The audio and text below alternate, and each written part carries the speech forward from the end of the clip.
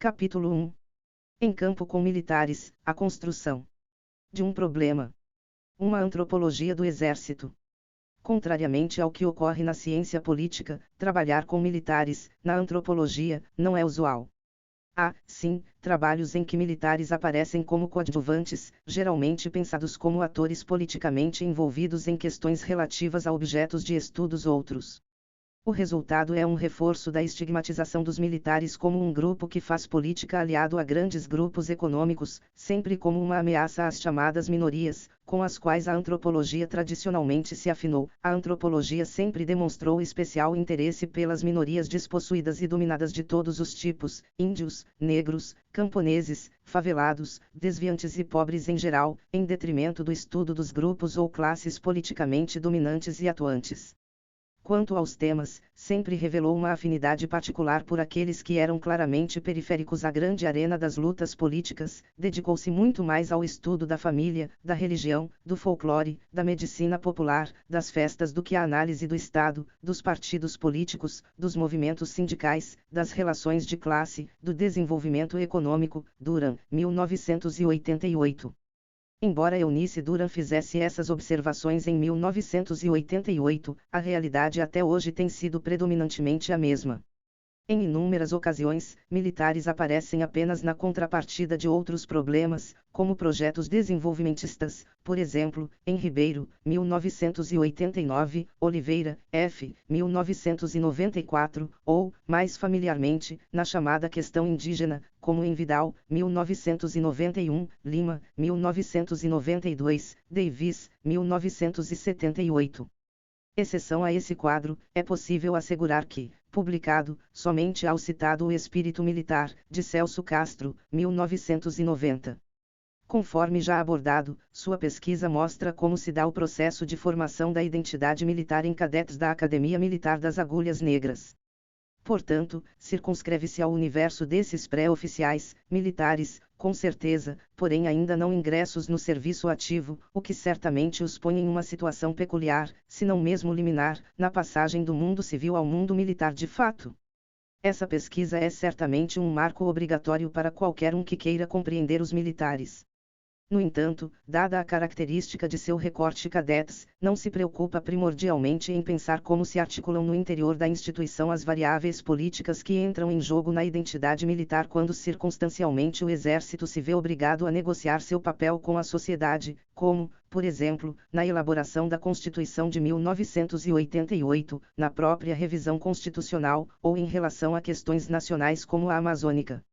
Temos, então, três vertentes com as quais devemos dialogar. Primeira, a ciência política, cujo enfoque se pauta pela ideia de intervenção e por isso se afasta de uma visão do interior da instituição. Segunda, a antropologia na sua preocupação com problemas de natureza política que envolvem militares, aqui não tomados como objetos de análise, mas como atores secundários. Finalmente, terceira, aquela inaugurada com o espírito militar que, ao analisar o universo dos cadetes, afasta-se de um plano de observação dos militares também como atores políticos em relação à sociedade nacional. O caminho que no início da pesquisa pretendíamos seguir seria aquele em que, a partir de um elemento político qualquer que envolvesse militares, fosse possível perceber como se articula sua identidade enquanto grupo. A ideia seria ver como operaria a identidade militar quando fosse forçada a entrar em cena num momento em que a corporação, como um todo, estivesse envolvida e discutindo seu papel. Tratar-se-ia, assim, de ver a lógica pela qual identidade e política se imbricam, observando a conduta de um grupo social que até certo ponto opera a construção de sua identidade isoladamente, mas que, por outro lado, está inserido no contexto de uma sociedade nacional, na qual sua existência necessariamente tem que passar pelo plano da política. Nesse caso, talvez o problema maior para nós se situe numa dificuldade geral que a disciplina antropológica enfrenta ao procurar adaptar conceitos tradicionais, especialmente a ideia de uma totalidade cultural, para sociedades complexas, nas quais dificilmente se enxergam os limites que englobam os processos políticos. Contudo, o exército, como objeto de pesquisa, tem uma característica que permite driblar ao menos uma parte dos dilemas envolvidos nesse problema da antropologia: é uma corporação que detém o monopólio do uso legítimo da violência e que define suas funções, previstas em lei. Portanto, sua legitimidade geralmente não é discutida em termos de sua existência efetiva, mas sim em termos de certos problemas específicos serem ou não da competência do Exército, como, por exemplo, a ocupação nos morros do Rio de Janeiro. Mas, devemos lembrar que esse mesmo monopólio que faz que cada nação tenha apenas um exército 2 reforça o fato de o exército ser parte da coisa pública, daí seu papel necessariamente ter de passar por essa instância de natureza política em algum momento. A consequência disso para a análise é que, por um lado, o exército é único em suas atribuições e por isso indivisível enquanto tal, o que o leva a construir expressões de sua identidade bem visíveis e delimitadas, certamente tornando mais simples a observação, do ponto de vista da antropologia. Por outro lado, essa singularidade o coloca numa posição em que se vê envolvido politicamente quase sempre que estão em pauta questões próprias da vida pública em nível nacional, ou melhor, questões nacionais, o que ainda constitui uma dificuldade suplementar para um estudo em moldes tradicionais. Diante desse quadro, o projeto inicial da pesquisa visava justamente a extrair de uma dessas questões nacionais a questão amazônica, a partir do embate político que elas propiciam, momentos privilegiados em que a identidade militar seria posta à prova. Nesse caso, essa equação poderia significar, por um lado, uma chance maior de se passar ao largo dos tais dilemas da antropologia e, em certa medida, permitiria que se trabalhasse com militares mais ou menos do mesmo modo que se trabalha com uma sociedade tribal, porém introduzindo a observação das variáveis políticas no interior da expressão da identidade grupal. Por outro lado, tal recorte possibilitaria também um afastamento de uma noção de política única e exclusivamente orientada em relação ao Estado. Isso é reforçado especialmente pelo fato de que, simbolicamente, há uma cosmologia militar que traça seus limites a partir da distinção categórica do grupo com relação ao mundo paisano, a começar pelo seu lado mais visível uniforme, de uso exclusivo da força. De maneira geral, essa distinção se acha ancorada numa organização social que limita o mundo de dentro àqueles que estão numa cadeia de relação comando-obediência. Genericamente falando, isso reduz a possibilidade, existente em relação a alguns grupos estudados pela chamada antropologia urbana, de o pesquisador se deparar com um processo de construção de identidade grupal que opera de maneira muito rarefeita. Estaríamos assim potencialmente em condição de realizar a pesquisa com os recursos tradicionais da antropologia, em especial a observação participante. Nesse caso, o trabalho se aproximaria do que foi a pesquisa de campo de Castro, um progressivo estreitamento de relações, até um determinado pico em que o antropólogo dissolverá-se entre os nativos, Castro, 1990. Entretanto, o que garantiria uma diferença substancial de enfoque com relação a esse trabalho seria, primeiro, o deslocamento da pesquisa para elementos da ativa, em vez de cadetes, e, segundo, a abordagem a partir da questão amazônica, que, por si só, encontraria a política imbricada na análise. Mas a diferença entre o segmento de militares com o qual se entrou em contato, basicamente constituído de oficiais de postos altos, de médios a generais, e aquele estudado por Castro teve como consequência uma diferença tanto na trajetória do trabalho de campo e em relação aos modos tradicionais de se fazer pesquisa de campo, quanto, posteriormente, na elaboração do próprio texto de apresentação de seus resultados. Se, por um lado, ocorreu uma situação comum de observação participante, por outro, não se previu que lidar com um segmento de oficiais superiores do Exército significaria, para a relação pesquisador-pesquisado, um imbricamento de variáveis políticas diversas, não só das que naturalmente fluiriam para uma análise centrada na questão amazônica, como também daquelas que tradicionalmente se veem nesse tipo de relação. De fato, nas abordagens de minorias, muitas vezes os pesquisadores se encontram numa situação de envolvimento político porque alguns grupos, sem poder de barganha em face do Estado e dos grupos hegemônicos, se apropriam da pesquisa como uma estratégia de resgate de uma identidade fragmentada. Zaluar, 1988. Desse modo, conseguem uma afirmação política do próprio grupo, já que sua importância se torna chancelada por um outro socialmente reconhecido, o mundo acadêmico, que, como se sabe, sempre teve predileção por essas minorias. Diferentemente, no nosso caso, estávamos falando com um grupo acostumado ao poder, talvez a muito mais poder do que aquele corrente no mundo ao qual pertenço. Assim, nesse caso suscitou-se um problema inverso, certamente o Exército prescinde da apropriação de textos antropológicos como estratégia de afirmação na sociedade e, com maior razão, de um pesquisador que sirva de porta-voz para o grupo, situação bastante comum de acontecer, como bem descreveu Zaluar, 1988.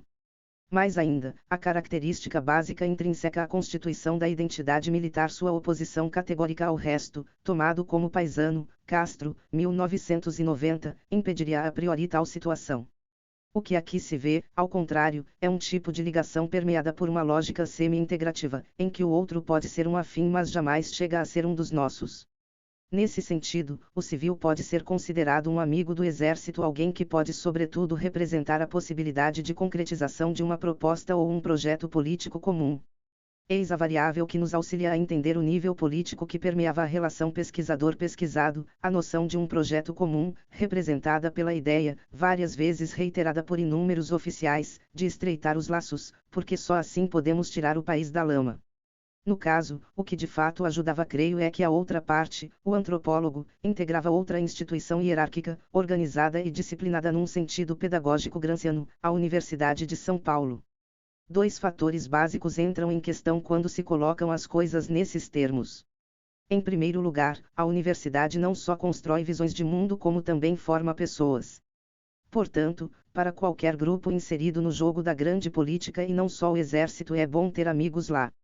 Em segundo, e principalmente, não devemos esquecer que o exército é parte da coisa pública e, nesse sentido, a negociação política que tem que ser feita, por exemplo, no Congresso Nacional, quando se trata de definir seu papel, também tem que ser feita em microescala, quando se trata de abrir as portas para um civil brasileiro, pertencente a uma universidade também pública, e ainda tendo o projeto financiado pelo mesmo governo federal.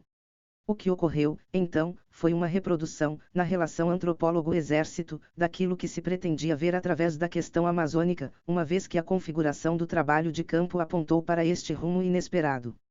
Talvez a maior evidência disso tudo seja o fato de jamais ter conseguido ir à Amazônia, como era o plano inicial, mas sempre ter mantido relações em que um certo tipo de cortejamento político pairava discretamente naqueles discursos de estreitamento de relações. A contrapartida está no fato de que, se tal relação era uma das vicissitudes da coisa pública da qual o exército faz parte, ao mesmo tempo ela esbarrava na contradição inerente a essa condição, pela construção da identidade social militar por contraste ao paisano. Se, por um lado, a face pública da instituição me dizia seu lugar é aqui, por outro, sua face privada, aquela que constrói a identidade grupal em oposição aos paisanos, me dizia o contrário. Contudo, se a necessidade de articulação política do grupo me dizia seu lugar é aqui, por sua vez, o que uma instituição nacional, portanto pública em sua definição, pode querer em termos de articulação política com um antropólogo, com a antropologia ou mesmo com a Universidade de São Paulo? De certo modo, pode-se dizer que essas contradições são resolvidas pelo exército a partir do fato de se constituir num grupo informal de interesses, conforme a definição de Cohen. Mesmo nas sociedades industriais liberais e avançadas existem certas condições estruturais nas quais determinados grupos de interesse não podem organizar-se formalmente. Nesses casos, a organização formal poderia ter a oposição do Estado, de outros grupos de interesse dentro do Estado, ou ainda ser inteiramente incompatível com os princípios básicos da sociedade. Sob tais condições, a organização do grupo é articulada em linhas informais, recorrendo-se a padrões simbólicos implícitos naquilo que se conhece como estilo de vida. Cohen, 1978. Nesse caso, a resultante do choque inevitável entre ser instituição nacional e um grupo que forja uma identidade própria consegue ser mediada exatamente por um tipo de relação peculiar a um grupo de interesse, que faz com que a instituição se abra, mas de uma forma ainda restrita, ou privada, com articulações estratégicas e fragmentadas, de grupo a grupo, tentando abarcar setores representativos da sociedade. Como grupo de interesse, o exército sintetiza os dois planos contraditórios de sua existência e se torna capaz de operacionalizar sua conciliação, através de uma mediação eficaz, traduzindo a realidade em termos de uma leitura e uma ação políticas. Assim, o estreitar os laços não é somente parte de uma retórica, é, antes, uma necessidade de sobrevivência ditada por essa lógica que, no seu horizonte ideal, teria como objetivo a articulação, pelo exército, de toda a sociedade, este amontoado de arquipélagos fragmentados. Vale lembrar um trecho de um célebre discurso do general Lira Tavares a um regimento de obuses, de 1967, muito repetido em publicações do exército até hoje. O Exército, já o assinalamos, foi, desde o início da nacionalidade, a grande armadura que sustentou a unidade da pátria, preservando-a das ameaças de fragmentação, assegurando a coesão daquela espécie de províncias que tendiam a isolar-se em compartimentos autônomos, dentro das suas peculiaridades, sob a ação de forças desagregadoras, muitas vezes alimentadas pelo inimigo externo. O quartel representou, na formação do Brasil, a presença do poder central sobre toda a periferia e o interior do imenso território. Era a grande força que defendia e aglutinava, criando e preservando o espírito nacional, cito por Ferreira, 1988, grifos meus. Dentro dessa lógica, na relação pesquisador-pesquisado, esse tipo de leitura da realidade forçou o trabalho de campo a percorrer um caminho em que a dissolução no grupo, se ocorresse, se daria contra o background de um projeto infinitamente maior, a saber, provavelmente do tamanho da nação.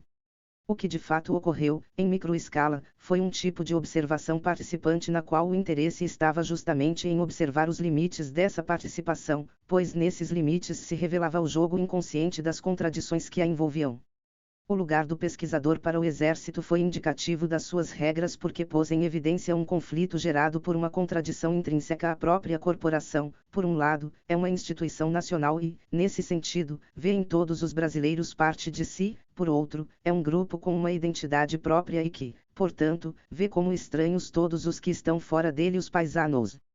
Assim, trajetória de campo no grupo era, por si mesma, parte de uma negociação social inerente a essa contradição, da mesma natureza que a negociação que a instituição é obrigada a realizar quando se contrapõe a outros atores sociais e políticos, para debater, por exemplo, questões nacionais como a amazônica.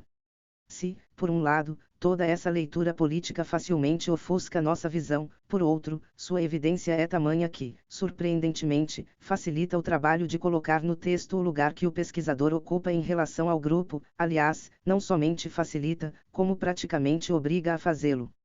Curiosamente, a evidência, de tão grande, gera a sua própria contradição, percebida, é passível de ser lida como um dado da cultura própria dos sujeitos pesquisados e, portanto, abstraída da condição que ela impõe concretamente ao pesquisador. A contrapartida, para nós, é a capacidade que nos confere de, na leitura antropológica do Exército, poder enxergar a política através da ação do grupo de interesses adquirindo significação em padrões simbólicos que, em filigrana, dão coerência à conduta militar, ou melhor, permitem perceber uma unidade de fé entre uma concepção de mundo e uma norma de conduta conforme, Gramsci, 1950.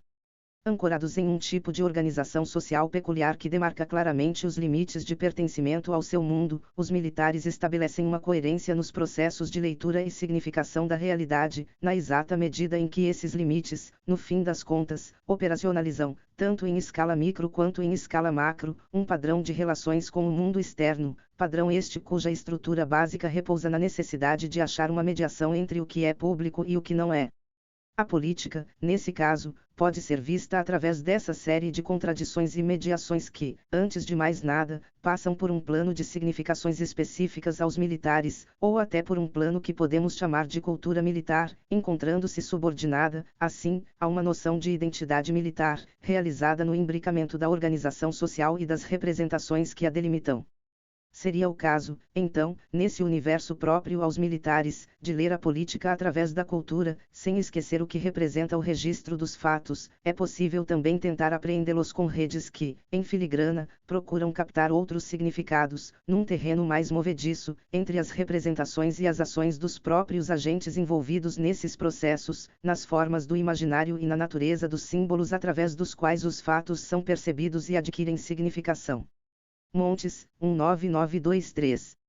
Ora, nesse caso, trata-se de pensar a política através de uma forma de mapeamento do mundo por parte do militar que, classificando-o por meio de códigos próprios, é capaz de traduzir-se, em termos do seu output mais visível, numa resposta efetiva, envolvendo-o, por exemplo, como parte interessada em estabelecer uma visão hegemônica sobre a questão amazônica, ou sobre o que é o próprio Exército. Do mesmo modo, esse mapeamento codificou a relação envolvida nesta pesquisa, traduzindo-se concretamente num modus operandi que dizia que a universidade era um bom lugar para se ter um amigo, para se ter ou melhor, divulgar uma visão correta sobre a questão amazônica, ou ainda para se ter uma visão verdadeira do Exército, e tudo o mais que isso envolve. Deve-se adiantar, porém, que esse tipo de filtro político não durou todo o tempo da pesquisa numa determinada hora, sob circunstâncias que serão explicadas no item seguinte, ele simplesmente deixou de estar presente.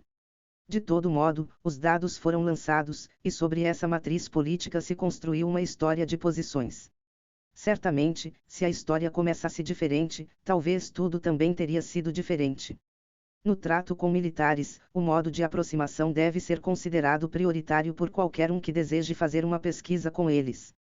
Isso certamente não é uma novidade desta pesquisa, assim penso que qualquer antropólogo constrói seu problema a partir do campo e do choque que resulta da relação pesquisador-pesquisado. Nesse sentido, este é um trabalho comum, sobre um objeto em comum. A trajetória de campo. O trabalho de campo começou em março de 1992, juntamente com o ingresso na pós-graduação. Contrariamente ao que parece ser uma tendência geral entre os antropólogos, não havia familiaridade alguma do pesquisador com seu objeto de pesquisa, exceto pelos 2 dias que passei, aos 18 anos, no exame médico a que todo brasileiro do sexo masculino é submetido por ocasião do alistamento militar. Havia, sim, uma familiaridade com o tema visto a partir da academia, uma trajetória de interesse pessoal em estudar organizações burocráticas, antropologia política e identidade nacional que me levou a esse objeto a princípio em um trabalho de graduação, transformando-se depois em projeto de mestrado.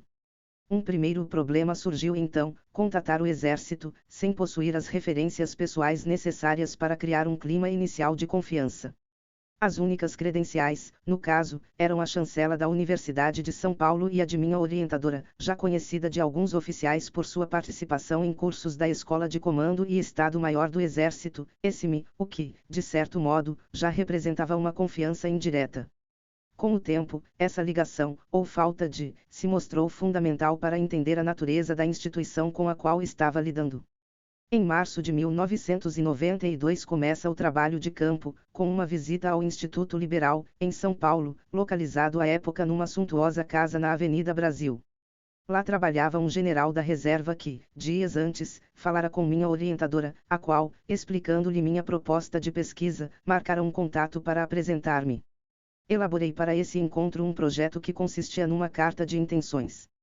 Nele, explicava brevemente sobre o que tratava a pesquisa e o que queria fazer, informando ainda que necessitaria de certa disponibilidade dos militares para entrevistas e uma viagem à Amazônia, na região do Projeto Calha Norte. Com esse documento, paletó, gravata, barba feita e cabelo cortado, fui falar com o general. Muito bem recebido, a reunião não durou mais do que 20 minutos. Lá se falou muito mais a respeito das atividades do Instituto e de uma reunião que ocorreria alguns dias depois na própria ESME do que do meu projeto propriamente dito. Sem maiores indagações, saí de lá com uma possibilidade de ir àquela escola, no Rio de Janeiro, assistir a um encontro no qual o general tomaria parte como conferencista. Não me dei conta das dimensões do encontro, sabia apenas que lá seria meu primeiro contato com militares da ativa. Cabe aqui fazer um pequeno comentário a respeito do Instituto Liberal. Até onde pude perceber, essa entidade congregava professores, empresários, profissionais liberais, jornalistas e militares da reserva. O lado que conhecia aquele relacionado com militares promovia palestras, debates, reuniões e encontros a portas fechadas. Tratava-se de um centro de ligação entre membros que tinham uma visão comum de quem constituía uma elite capaz de formular um projeto para o Brasil. Uma das atividades desse instituto, de acordo com a ideia de ligar diferentes setores sociais, era recrutar intelectuais de diversas áreas e levá-los para falar na ESME. Através dele, portanto, cheguei a essa escola, no Rio. A ESME, como escola de preparação para o comando, constitui-se no principal passo para o oficial que deseje um dia alcançar o generalato. Foi criada em 1905, por ato do então ministro da Guerra, Marechal Francisco de Paula Argolo, com a denominação de Escola de Estado-Maior. Suas instalações se localizavam na Praia Vermelha, no Rio de Janeiro, onde permanece até hoje. Para ingressar na escola é necessário passar por uma rigorosa triagem, que se baseia nos seguintes requisitos. A admissão à ESME é regulada anualmente por instruções específicas do Departamento de Ensino e Pesquisa. A admissão aos cursos de altos estudos militares da Escola de Comando e Estado-Maior do Exército será feita obedecendo a 2 critérios de seleção, por menção e classificação na Escola de Aperfeiçoamento de Oficiais, para o primeiro classificado e, nos cursos com mais de 20 alunos, também para o segundo, e por aprovação em concurso de admissão para os demais candidatos, satisfeitas as outras condições de seleção. A seleção abrange exame psicológico, que visa a verificar se o candidato possui os atributos psicológicos indispensáveis ao exercício das funções privativas de Estado-Maior, exame de aptidão física também realizado por todos os candidatos com caráter eliminatório, concurso de admissão, que contará com provas escritas das seguintes matérias: História, Geografia, Movimentos Revolucionários e Idiomas Estrangeiros. Os programas referentes aos assuntos examinados são publicados também em instruções particulares. Condições de inscrição: ser oficial superior das armas, do quadro de material bélico, QMB, do quadro de engenheiro militar, QEM, ou dos serviços, com exceção dos dentistas, farmacêuticos, veterinários e professores do magistério do Exército, ter, referidos a 1º de março do ano da inscrição, 45 anos de idade, incompletos, possuir o curso da Escola de Aperfeiçoamento de Oficiais, ESAL, ou de graduação do Instituto Militar de Engenharia, IME, ter sido julgado apto no curso de preparação a ESIME. CP/ESIME, observando o respectivo prazo de validade deste, ter sido julgado apto em inspeção de saúde, não estar matriculado ou relacionado para matrícula em qualquer curso ou estágio militar, a funcionar no ano da inscrição, exceto o CP/ESIME, estar servindo em território nacional, por ocasião da realização dos exames de seleção, previstos no calendário, quando tiver sido inscrito exercendo função ou missão no exterior, possuir o candidato idoneidade moral, mérito profissional e excelente conduta civil e militar. Julgados pela Comissão Permanente de Sindicância do M. Estado-Maior do Exército. Oficiais das Nações Amigas. A ESIME acolhe anualmente a inscrição de oficiais de Nações Amigas mediante convite formulado pelo Estado-Maior do Exército aos respectivos países, REB 19892.3940. Um oficial, para se tornar general, necessariamente tem que passar pela ESIME. Portanto, essa escola serve como um filtro institucional que, ao selecionar alguns membros, em detrimento de outros, acaba determinando a formação de uma cúpula de oficiais com possibilidade de chegar ao generalato. A própria ideia de comando, do qual a ESIME é o instrumento de outorga, passa a ser característica distintiva entre os oficiais no Exército. Enquanto um oficial subalterno como um tenente ou capitão se restringe à liderança de pequenas unidades, oficiais com patente superior podem comandar unidades, ou seja, estar aptas a dar ordens que envolvem vários níveis de subordinação. O que primeiro se deve observar num oficial superior, para saber com quem se está falando, é se consta no seu uniforme um distintivo do quadro do Estado-Maior, QEMA, conferido aos que fazem curso na escola. Tal distintivo, além de indicar que um oficial passou pela escola, constitui uma habilitação para as patentes superiores. Caberia então perguntar por que esse local teria sido escolhido para o meu primeiro contato com militares. Em primeiro lugar, nota-se claramente que o tipo de contato estabelecido, através do Instituto Liberal, segue os parâmetros de uma ligação de um grupo de interesses, ou seja, de uma ligação permeada por um fundo político. Estava assim a ESIME sendo considerada, pelo Instituto, como outra parte dessas elites, a parte do Exército capaz de estabelecer essa ligação. Do ponto de vista do Exército, devemos pensar na designação desse local a partir da natureza das atividades institucionais que exerce. No caso, estamos falando em designação, porque se trata de uma corporação disciplinada, na qual, portanto, há pouco espaço para que, em qualquer unidade específica, possam desenvolver-se atividades sistemáticas, de forma aleatória e espontânea, como ocorre em pesquisas de campo realizadas em outros contextos. Pode-se dizer, então, que a ESIME também cumpre, para o Exército, esse papel de ligação com as elites, porque sua função educativa se coaduna com influxos externos à instituição, ou seja, aproveita a visão da sociedade, termo empregado em relação à fala de um professor que participava de um daqueles debates para executar uma constante reavaliação da doutrina da força. vista como um laboratório de ideias, REB 198919, a ESME firma-se nesse cenário como um centro que congrega a experiência anterior de oficiais superiores em unidades de tropa, a experiência de oficiais instrutores geralmente coronéis, a experiência de oficiais generais que lá vão dar palestras e a experiência do contato com civis que também proferem conferências e participam de debates e cursos. Tudo isso, fundido e relido sob a ótica militar, produz, como resultado final, avaliações da realidade que são aproveitadas no conjunto doutrinário, sendo aplicadas nas disciplinas lá ministradas e sinteticamente agrupadas em monografias de final de curso. Some-se a tudo isso o fato de que lá se forma uma elite conforme ouvi de muitos oficiais, e ver-se-á então que as atividades da ESME comprovam a existência de um contato intra-elites, tal como era realizado pelo Instituto Liberal. Assim, simultaneamente o Exército realiza uma atividade técnica de educação e estabelece contatos através dos quais pretende passar uma visão de mundo. Trata-se, então, de um lugar em que a caserna se mostra para a sociedade e ao mesmo tempo a vê. Por ser esse processo uma via de mão dupla, a escola acaba se encarregando desse contato com o mundo civil de uma maneira genérica. Sua tarefa torna-se, de fato, muito semelhante à da ESG de 3 décadas atrás, com a diferença fundamental de que a ESME é uma escola do Exército, e lá se formam apenas militares. Nesse sentido, pode-se dizer que ela está sob total controle institucional, reforçando por isso a ideia de que este é um lugar legitimado institucionalmente e no qual, em razão de um princípio disciplinar, tem uma função designada pela instituição, a qual não autoriza ninguém a mudar de posição. Certamente, no registro do neófito recém-ingresso na pós-graduação, essas variáveis políticas ainda estavam longe de ser sistematicamente introjetadas. Meu ritual de iniciação na ESME foi visto sobretudo a partir da lógica do estranhamento e da familiaridade, como mostra esta primeira anotação de campo. O prédio, de arquitetura colonial, possui uma daquelas entradas onde todo mundo que passa é visto, com uma escada baixa e longa. Cercando o prédio, viam-se vários recrutas, andando para todos os lados, mas definitivamente nenhum passando por esta porta principal. Entro no local e me dirijo a uma recepcionista atrás de uma mesa coberta de crachás. Exclamo um bom dia, e digo que vim para a conferência do General X. Ela perguntou meu nome e se eu havia confirmado presença, quando subitamente vejo o crachá com meu nome e digo, está aqui, Piero de Camargo Lerner. De repente, como que do nada, um oficial aparece e me diz algo como é você, e me leva rapidamente a um elevador. Assim que saí, um outro oficial me cumprimenta e indica onde devo sentar-me no auditório, anexo ao hall. O local, com capacidade para mais de 300 pessoas, concentravam 100 oficiais nas fileiras centrais, e eu, como único civil, me posicionei à direita. Toda essa operação, desde a minha entrada no prédio até me sentar no auditório, não demorou mais que 1 minuto.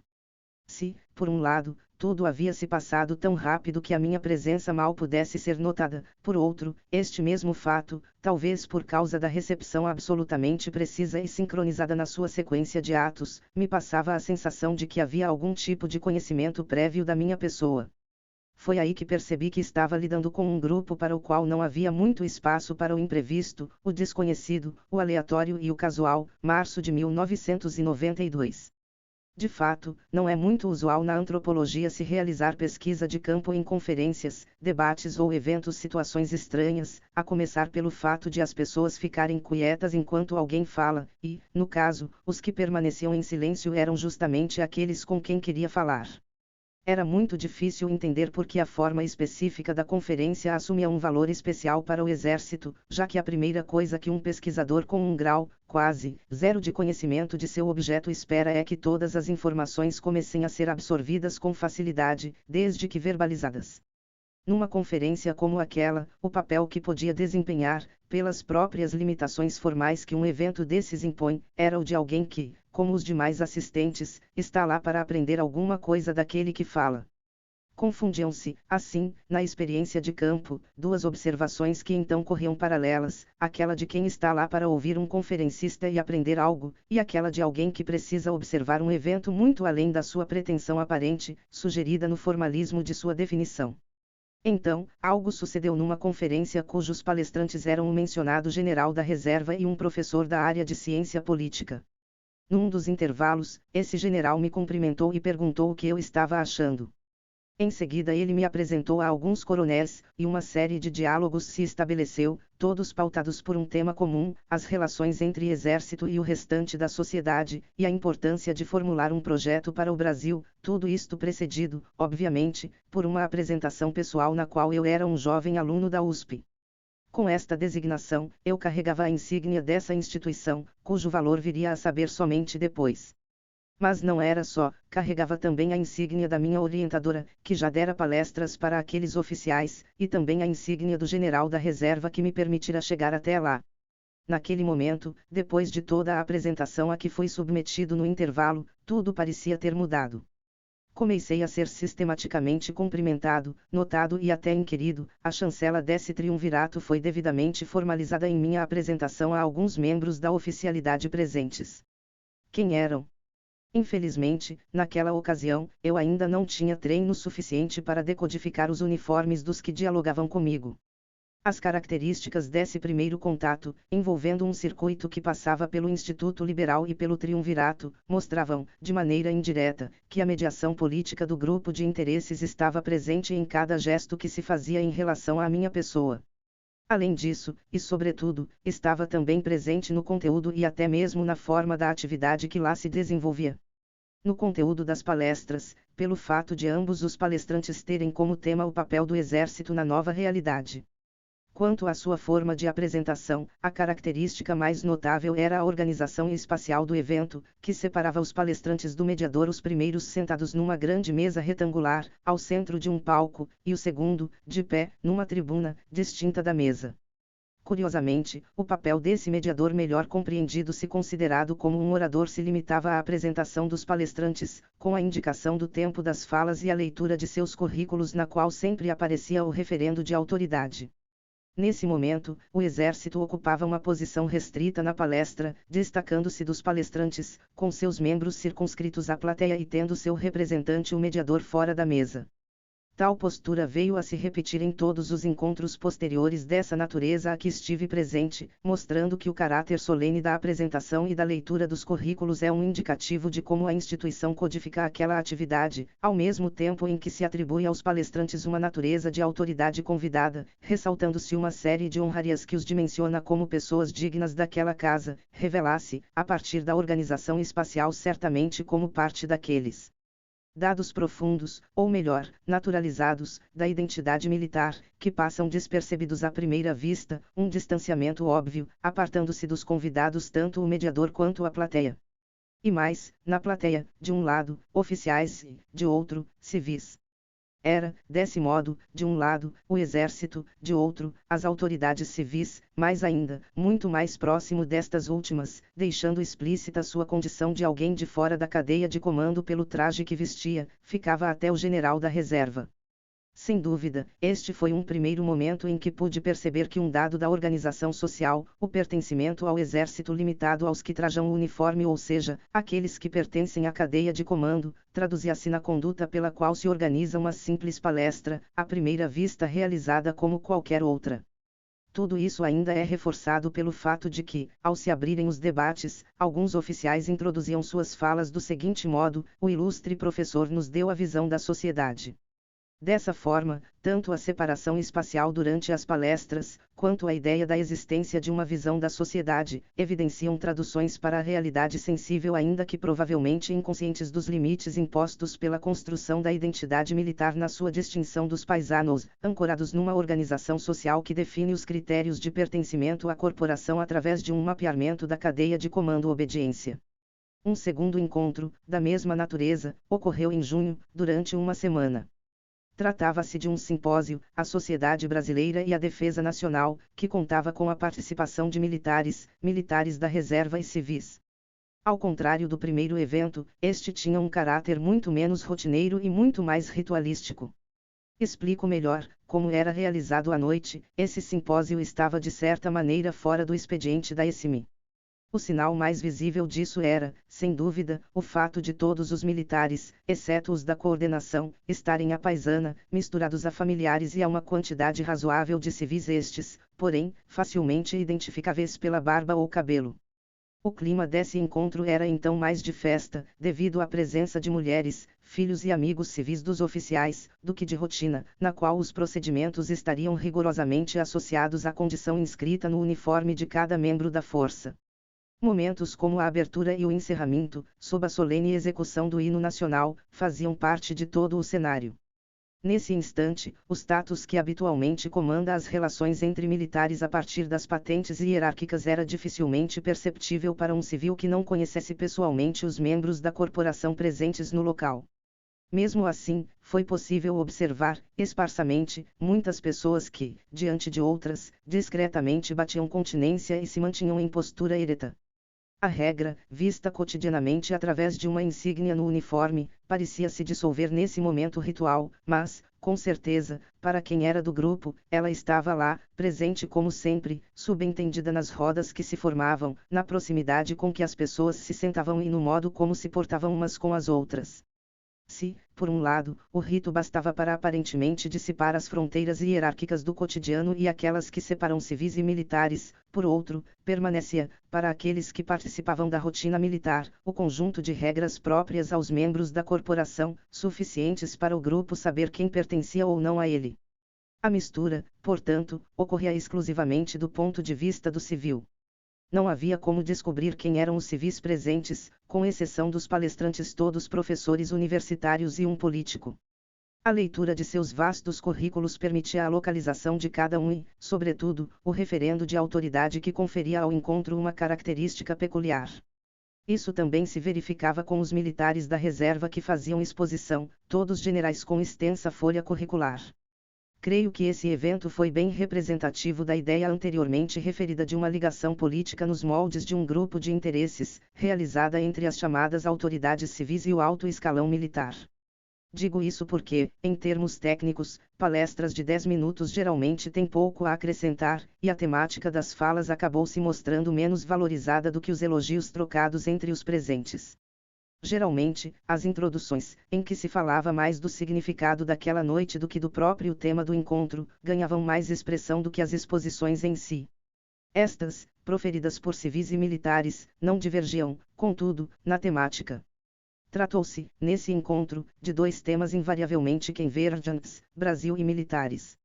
Discutia-se, porém, muito mais que isto, todo o evento, somando plateia, palestrantes, exposições, intervalos, abertura e encerramento, falava de militares, mas punha também em discussão algo que estava presente nessa atmosfera, o significado de ser militar, o papel do grupo em relação aos outros, a sociedade civil, e a esta coisa maior, para eles congregadora de todos os interesses, o Brasil.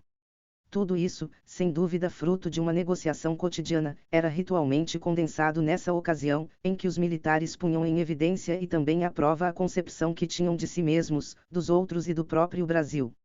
Note-se, nesse caso, que diversas dimensões estavam em jogo nessa festa, concretizadas a partir da ideia inicial de que o encontro destinava-se a discutir importantes temas da nacionalidade, mas que serviu, também, para que os oficiais reunissem suas esposas e, nos intervalos, colocassem os assuntos em dia. Mostrou ainda que, no trajeto deste pesquisador, também se cristalizou a posição de aprendiz de militar, explicitada sobretudo nesta pergunta, feita com frequência: e aí? Está aprendendo? Está sendo útil para você? Além disso, tal posição era referendada pelo modo como me apresentavam, um jovem aluno. Evidenciava-se assim um papel que me fora destinado antes mesmo de comparecer a esse pela primeira vez. Esses eventos delimitavam, a princípio, o que deveria ser do ponto de vista da instituição a fonte de minha pesquisa. Mas era na ambiguidade deste papel, o de quem aprende e observa, que aprendia e observava tudo, até a hora do cafezinho. E na qualidade de aluno fui designado a manter contato fixo com um grupo de coronéis, aos quais tinha sido apresentado na primeira ida a esse, embora a natureza de suas atividades eu somente viesse a compreender a partir da terceira vez que estive lá. Estes eram coronéis instrutores no curso de Política, Estratégia e Alta Administração do Exército, CPEAES, um curso da ESM preparatório para o generalato. Instituído em 1986, o CPEAES é integrado por aproximadamente 30 coronéis que, em microescala, porém com muito mais intensidade, realizam atividades no mesmo formato das já mencionadas. Seus cursos consistem em palestras seguidas de debates, conferências e painéis, REB 19892.35. Como praticamente todo dia há um civil em suas dependências, anexas a esse pode-se depreender que é no âmbito desse curso e não no de comando que ocorre sistematicamente o contato político com as elites civis.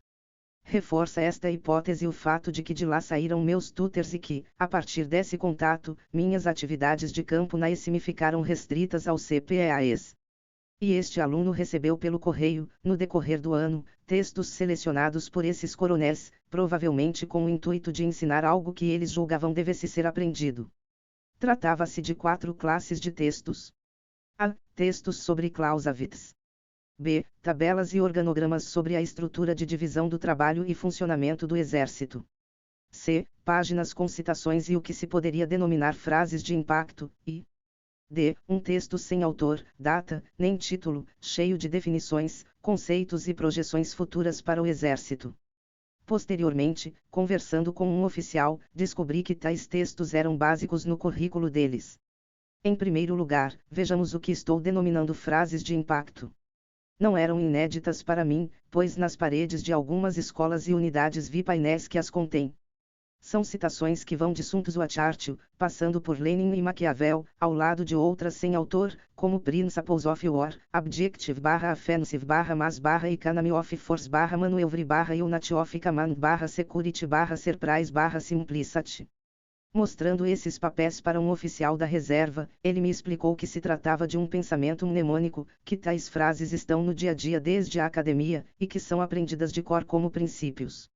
Mnemosine, a musa grega da memória, era então uma referência etimológica que dava uma pista. Esse pensamento remetia a algo que deve prevalecer, como imortal, não mudar em face do diacrônico, devendo, por isso, ser introjetado como um valor, que como tal não deve ser contestado. Poder-se-ia então pensar nesses elementos como unidades mínimas de referência sobre as quais repousa a estrutura de pensamento militar. Isto ganha sentido quando relacionado com a última classe de textos mencionada, representada aqui por um único texto.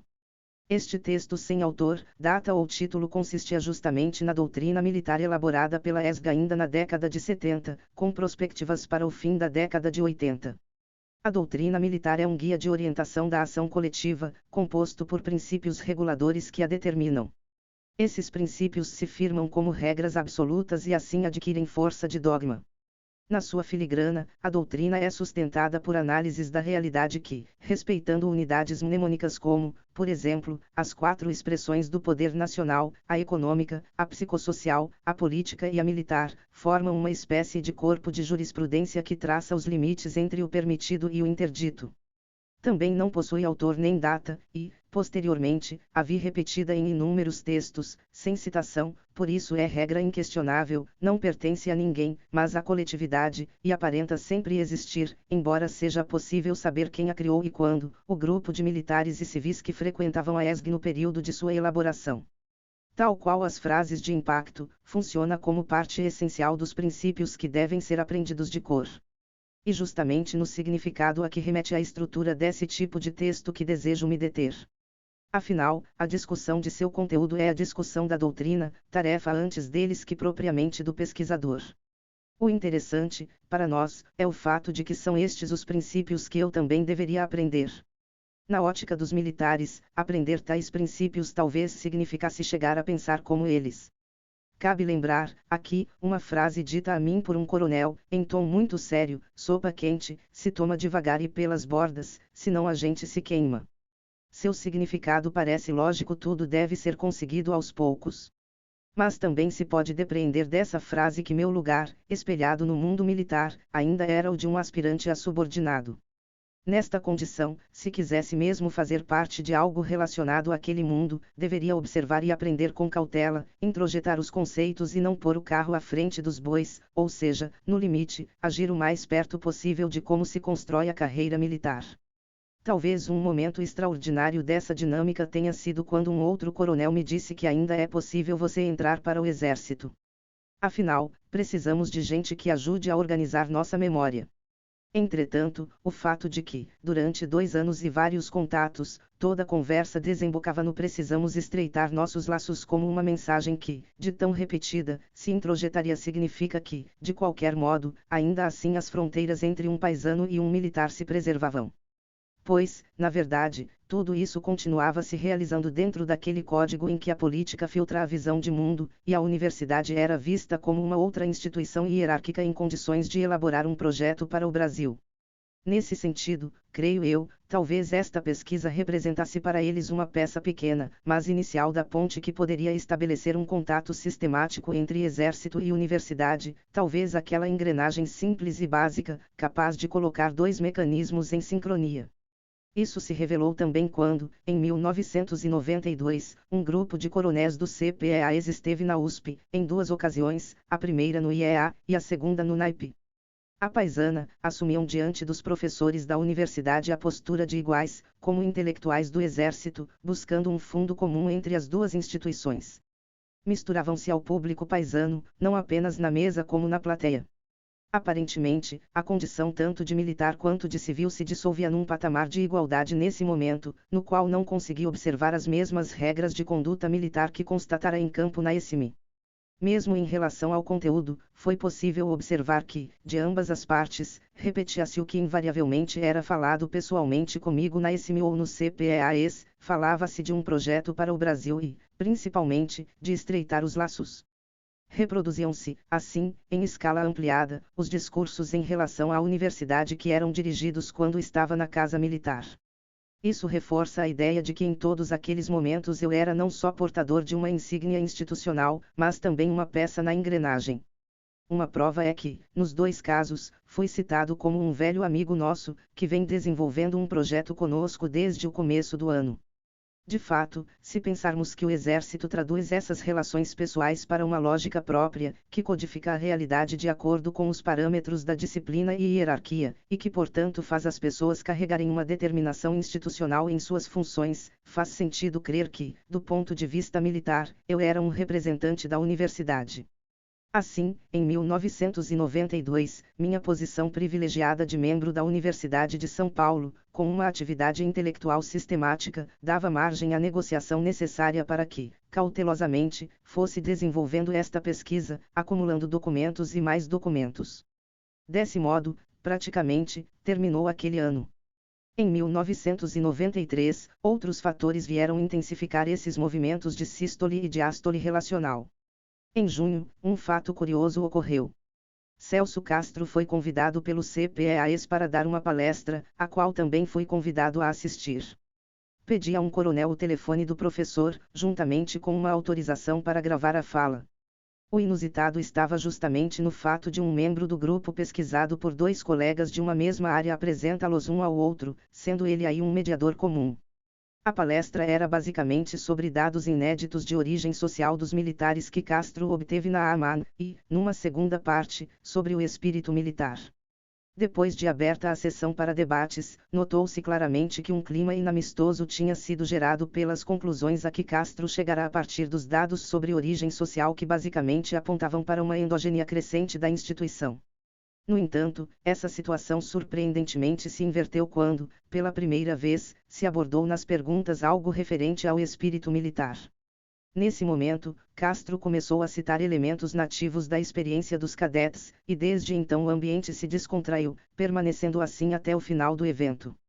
Talvez porque se tratasse do primeiro acadêmico que ia lá falar exclusivamente da experiência nativa militar, sem uma perspectiva que envolvesse em primeiro plano a lógica pela disputa do poder de Estado, talvez porque simplesmente esses elementos nativos tenham gerado uma cumplicidade não usual entre um paisano e os militares tomados individualmente, pois todos tinham passado por experiências semelhantes. O fato é que a exposição fez sucesso com a plateia. A consequência, para mim, foi uma certa exorcização da condição de pesquisador ainda incompreendido em minhas intenções. Este foi o começo de uma compreensão diferenciada do papel da minha própria pesquisa, já que agora possuía essa outra referência a referendá-la, inclusive para esclarecer o que é um antropólogo. Seria este também o começo do rompimento da leitura estritamente política de meu papel, dando aos poucos lugar à ideia de que queria fazer mesmo uma pesquisa que falasse a respeito do mundo deles, sem posteriormente difamar o exército como alguns oficiais se referiam à atitude de certas pessoas. Cabe, entretanto, um ligeiro esclarecimento.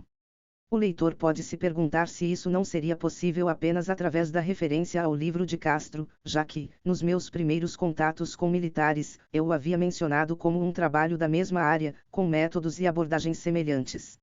Mas a maioria dos oficiais não leu o livro, limitando-se apenas a uma resenha, ou então ficou sabendo de fonte oral, dado que foi passado por um tenente-coronel. Imagino que seja desse modo que se forma o senso comum no Exército a respeito das publicações civis sobre militares, pelo menos entre a oficialidade superior. Vale ilustrar que um oficial de uma unidade paulista comentou que não tinha gostado do livro, embora não o tivesse lido.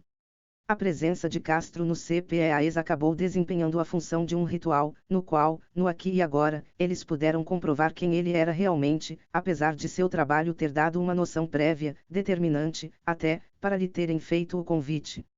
Se a receptividade em relação a mim foi diferente depois do encontro, é porque o professor deu sinais de como minha pesquisa poderia ser, reforçando, inclusive, a possibilidade de eu ser, de fato, um amigo do exército, já que ele próprio parecia ter passado a sê-lo conforme um comentário de um oficial que ouvi logo depois.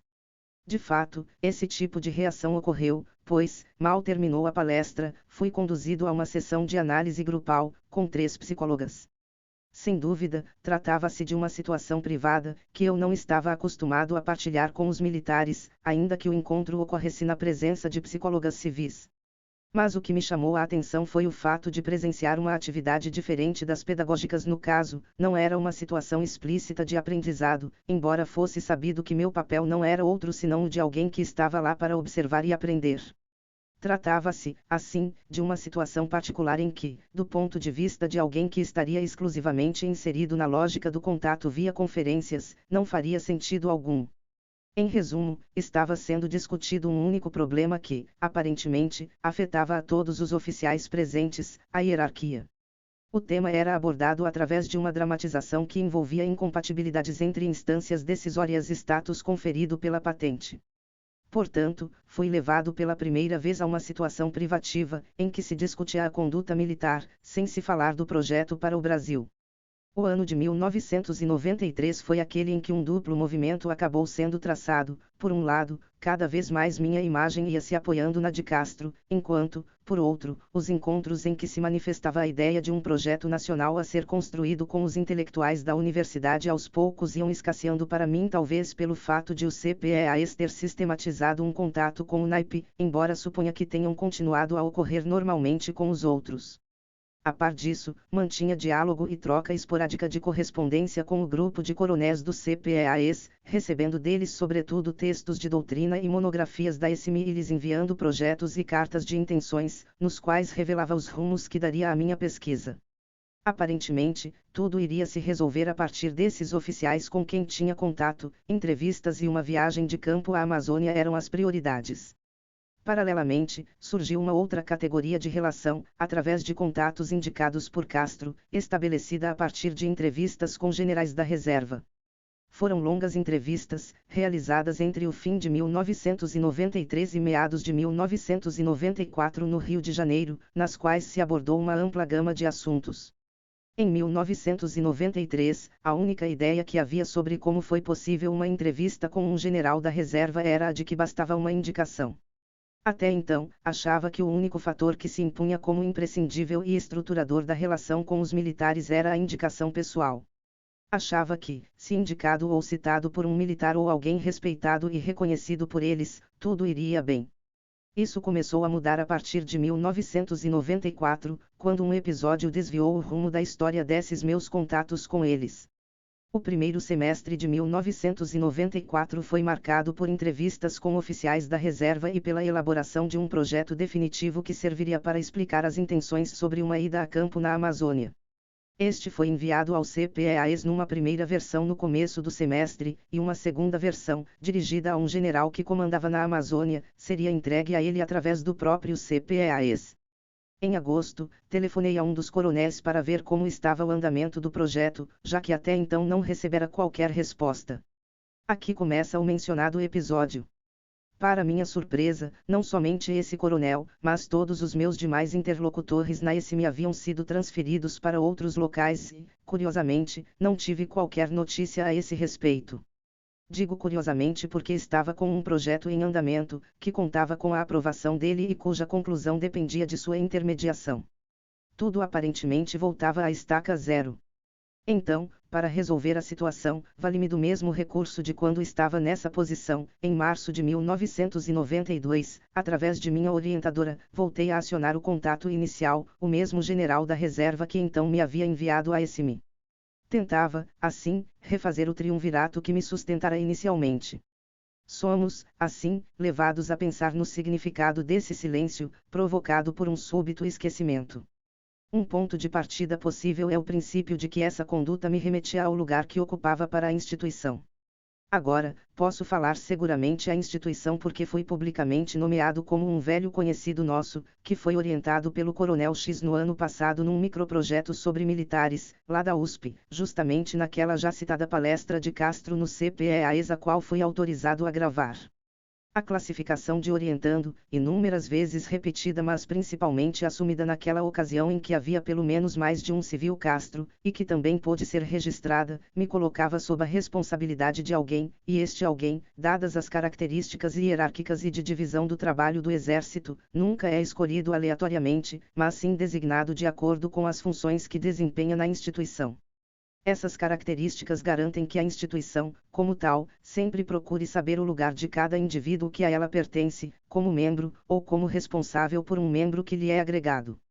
A insistência num projeto em que pretendia fazer observação participante na Amazônia, portanto não mais naquele lugar próprio para a frequência de paisanos decorrente da mudança de perspectiva causada pela minha identificação com Castro, já que, do meu ponto de vista, estava explícito que queria fazer uma pesquisa nos mesmos moldes metodológicos de O Espírito Militar, fez com que não mais me adaptasse às categorias que antes havia sido designado a exemplificar.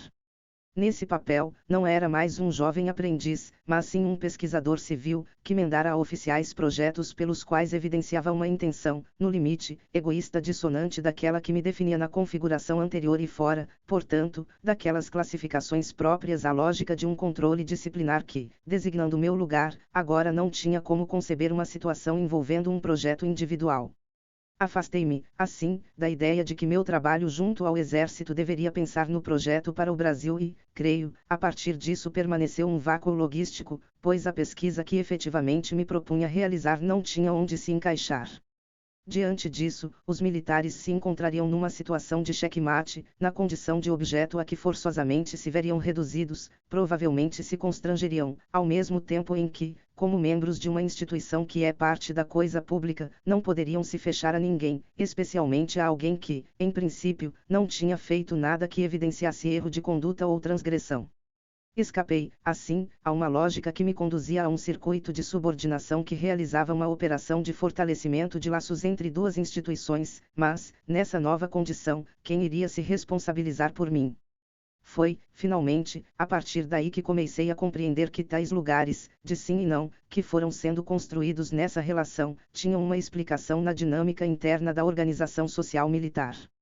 Em filigrana, esse problema foi se delineando melhor com os fatos subsequentes.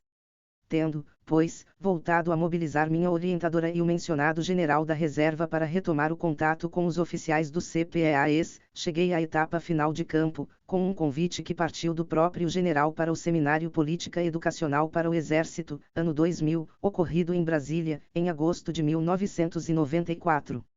Esse seminário, segundo palavras de militares presentes, era a abertura de um ciclo de atividades onde se pensaria o papel do Exército.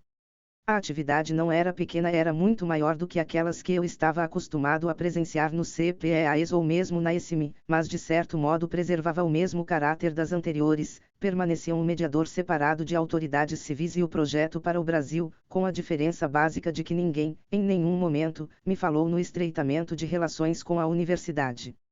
Num enorme auditório, havia 300 ou mais oficiais, em sua maioria coronéis e generais, entre os quais se incluíam alguns daqueles coronéis que eu contatara anteriormente. Os diálogos que mantive com eles se limitaram a assuntos genéricos, e o tom político dos CPEAs foi quase que inteiramente abandonado.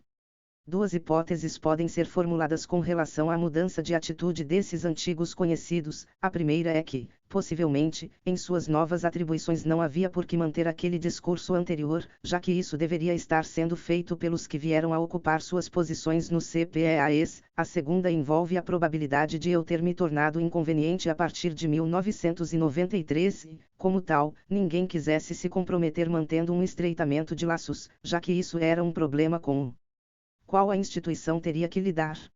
Unindo os fatos, percebi que, para os militares, novas atribuições significam também novas condutas, e que teria que encontrar explicações para os diferentes tipos de relação pesquisador-pesquisado com as quais me defrontara na base de definições dessas atribuições.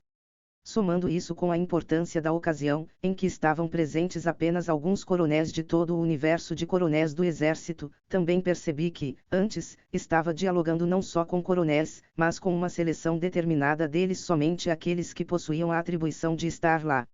A decorrência foi ver que a hierarquia não era um sistema piramidal apenas, mas que, dentro da pirâmide, indivíduos com a mesma patente podem ocupar diferentes posições na escala de subordinação, e que, para entender a minha própria, ia ter que entender como funcionava esse sistema de posições e suas respectivas relações, dentro da força. Note-se que, no limite, isso impôs uma tarefa um pouco diferente daquela a que meus colegas antropólogos urbanos se dedicam. Tinha que me aproximar agora dos etnólogos e seus diagramas de parentesco, e pensar a organização social do grupo, elemento por elemento, de um modo quase funcionalista, especialmente porque tal tarefa, em termos dessa problemática, não havia sido realizada em relação aos militares. Assim, começava a se imbricar na problemática inicial ver como os militares negociavam sua identidade, na interseção entre a dimensão pública e privada de sua existência, a partir das chamadas grandes questões nacionais, como a questão amazônica, a questão da estrutura do grupo. Tal imbricação permitiu perceber, aos poucos, que estes dois aspectos estavam relacionados e que, concretamente, mesmo qualquer coisa como a Amazônia iria estar relacionada a uma experiência coletiva baseada na organização interna da corporação. Isso se cristalizou definitivamente em Brasília. Lá, no decorrer do seminário, encontrei um interlocutor que julgava ideal, um oficial muito bem informado da linguagem acadêmica, não pertencente ao grupo de coronéis que conhecia anteriormente, e com currículo que mencionava uma experiência na Amazônia. Conversamos muito. Como ele conhecia bem o livro de Castro, pude balizar um pouco minhas discussões segundo parâmetros usados pela própria antropologia e, de certa maneira, romper com a dificuldade de passar para o senso comum a difícil resposta à pergunta: onde você quer chegar com esta pesquisa? Curiosamente, porém, o primeiro contato com esse oficial foi elucidativo mais pelo que não aconteceu do que pelo que aconteceu de fato. Explico melhor. Perguntei se podia me conceder uma entrevista gravada, sigilosa, na qual não revelaria sequer sua patente. Ele falou para conversarmos depois e, no último dia em Brasília, fomos fazer, em sua casa, o que eu julgava que seria uma entrevista gravada. Passei cerca de 4 horas com o gravador, mas sem apertar a tecla REC, pois não obtive autorização. Não possuir prova gravada de horas de conversa sobre experiências exemplares é uma sensação indescritivelmente ruim, que só foi superada por outra experiência igualmente indescritível, quando, de volta a São Paulo, cheguei a uma explicação plausível para o que havia ou melhor, não havia ocorrido. Conectando observações que já se delineavam ao longo do tempo, especialmente espelhando através de mim uma realidade hierárquica, que me punha em contato com um circuito determinado de pessoas, numa clara posição de subordinação, levantei a hipótese de que o problema remetia à lógica da hierarquia. O oficial não estava autorizado a falar, a tomar uma posição, como indivíduo que é, sem antes ter o aval da cadeia de comando. Para testar a hipótese, contatei imediatamente um dos superiores do referido oficial, coincidentemente, alguém que já conhecia de outras ocasiões, para me desculpar por ter falado com um subordinado sem antes lhe ter pedido autorização, porque afinal, como antropólogo, deveria ter prestado atenção nas regras da hierarquia. Fiquei surpreso, na verdade, não houve surpresa, quando as desculpas foram aceitas, o que veio confirmar minha suposição. A situação do gravador se repetiu mais 2 vezes, com pessoas diferentes. Havia quase sempre uma grande disponibilidade para a conversa, uma cordialidade acima do comum, e um tempo gasto comigo que realmente impressionava. O gravador, porém, era um limite entre o permitido e o interdito. Uma situação específica mais uma vez pôs isto à prova. Fui ao Rio de Janeiro exclusivamente para visitar uma unidade com cujo comandante mantive um contato informal em função de uma pesquisa bibliográfica relativamente extensa, de interesse pessoal dele, feita por mim. Ainda em São Paulo, ficou acertado que eu poderia entrevistar os oficiais, desde que omitisse nomes, patentes ou particularidades que permitissem identificá-los. No Rio, um dia antes, foi confirmada a visita para as 9 horas. Cheguei ao local às 8 horas e 55 minutos e o comandante não se encontrava. Fui ao setor de relações públicas da unidade, e meu nome não tinha sido deixado com ninguém. Resolvi esperar e, por volta das 11 horas e 30 minutos, ao sair para telefonar, vi o comandante chegando de carro. Corri de volta e avisei o tenente das relações públicas que o comandante havia chegado. Meia hora depois, diante de uma situação de visível constrangimento, falei rapidamente com o comandante, que disse para o tenente me apresentar a 2 outros oficiais, e que em meia hora ele me veria. Acabei passando o dia com um oficial que, ao ver o gravador, levou um grande susto e pediu que eu não gravasse nada do que conversávamos. Às 16 horas, quando percebi que o comandante me evitaria o dia inteiro, resolvi ir embora, o que pareceu ter causado um alívio geral. Esta foi uma situação limite, que revelou até que ponto as regras persistem. Não houve quebra da regra, porém minha presença no local significava, claramente, uma espécie de conflito. O cotidiano deles não estava preparado para essa recepção. O contraste dessa situação são as falas gravadas que possuo com oficiais da reserva. São depoimentos que, transcritos, chegam a 50 páginas. Revelam, acima de tudo, que, mesmo sendo militares e tendo toda a sua formação e socialização nessa instituição baseada na disciplina e hierarquia, ao sair da cadeia hierárquica, podem quebrar esta regra que impede que os oficiais da ativa deixem registrado seu depoimento no gravador. Não há a quem pedir autorização, não há a quem dever subordinação, não há um circuito hierárquico que decide, no fim das contas, qual é e qual não é a conduta apropriada de um membro do Exército nessa situação. E aqui cabe a observação de que se trata de um circuito hierárquico multifacetado e não apenas simplesmente disciplinar, justamente pelo fato de que nem todas as decisões vão parar no ministro do Exército. As instâncias decisórias são as diversas patentes, de acordo com a natureza do problema. Na dúvida, este vai para cima, parando no ministro. Se assim não fosse, tratar-se-ia apenas de uma cadeia disciplinar, na qual genericamente todo indivíduo deve subordinação ao coletivo. Portanto, se quisermos entender as particularidades da instituição, é à hierarquia que teremos que recorrer. Ela surgiu como problema exatamente na medida em que, ao longo do trabalho de campo, fui percebendo que meu lugar variou de acordo com diferentes instâncias de subordinação, enquanto universitário, aluno da professora que dá aulas na ESIMI, indicado do general, e principalmente um orientando ou aprendiz, em contraste com o pesquisador paisano que me tornei, que punha na condição de objeto os membros da corporação, e que não encontrava seu lugar na escala de subordinação. Este é o contorno que essas diferentes posições assumiram post factum, possível de se ver agora, mas que foi sendo construído na filigrana das relações com meu objeto de pesquisa, sendo, portanto, uma tarefa extremamente difícil percebê-lo no momento mesmo em que estas relações ocorreram. Como poderia, em 1992, perceber o relevo interno da instituição a partir de uma relação que, na hora, significava apenas, e já era muito, um contato com um mundo genérico de militares? Somente o costume, não o do convívio cotidiano, aqui obviamente impossível, mas aquele que torna o pesquisador mais isento diante dos caminhos e barreiras surgidos na relação e que refreia certo deslumbramento, permite compreender certas nuances internas de uma instituição tão distante da realidade do mundo civil no qual se inclui o antropólogo e tão difícil de ser contatada. Na tentativa de demonstrar a relevância da hierarquia, nos próximos capítulos empreenderemos uma análise em 2 planos.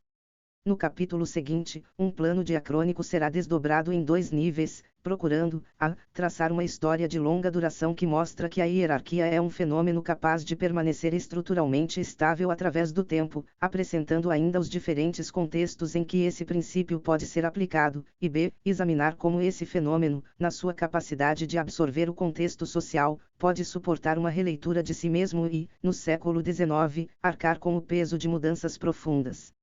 Mantendo um mesmo princípio estrutural. No capítulo 3, um plano sincrônico, resultante do trabalho de campo, procuro ver em detalhes os desdobramentos da hierarquia na organização social do grupo.